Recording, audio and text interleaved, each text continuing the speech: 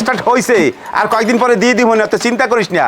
আসি তো আমি নাকি। এই নীলে একটু পরে কথা বলতেছি, শোনো শোনো, একটু খারাপ খারাপ, তোমার সাথে একটু কথা আছে আর কি, কথা বলবো, সেই জন্যই আসলে তোমাকে এনে খাড়া করাইছি। কি করবেন কন, মোর তারাস।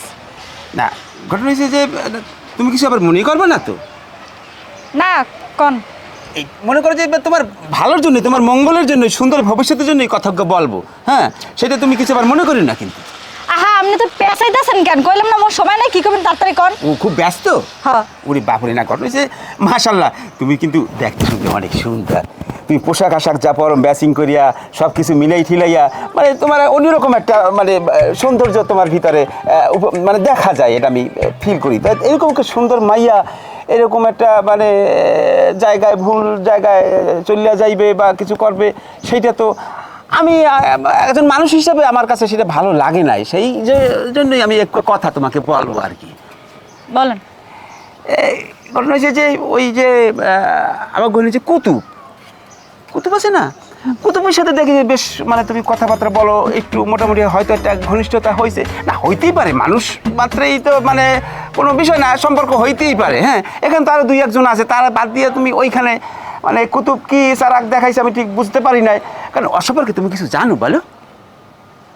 জানি না। আচ্ছা, এই না জানি নাই কিন্তু মানুষ ভুলটা করে। হ্যাঁ, একটু জানতে শুনতে হয়, জিজ্ঞাসা করতে হয়, আশেপাশে যারা থাকে তা তো করে নাই, সেই জন্যই আমি তোমাকে বলি কথাটা।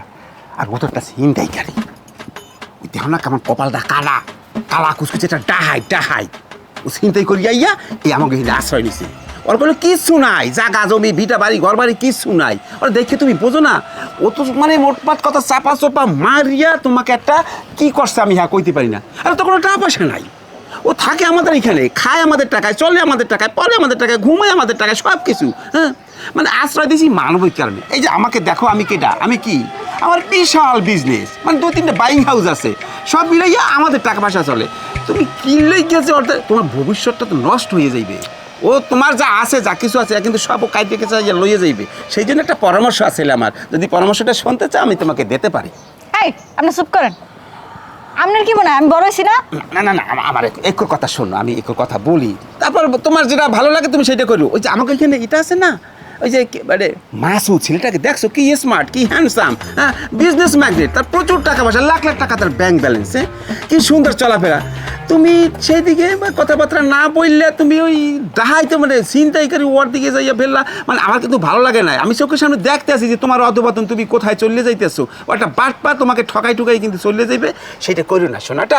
আমার কথা একটু বিবেচনা রাখো, এই কথাটা বলার জন্য আমি এখানে খাওয়াইছি।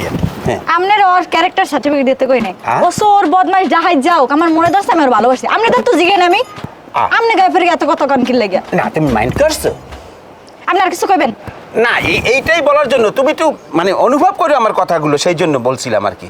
ঠিক আছে, জন কইছেন ভাইবে দেখবেন, তোমার সুন্দর ভবিষ্যতের জন্য বলছি কিন্তু। হ্যাঁ, আমি গেলাম।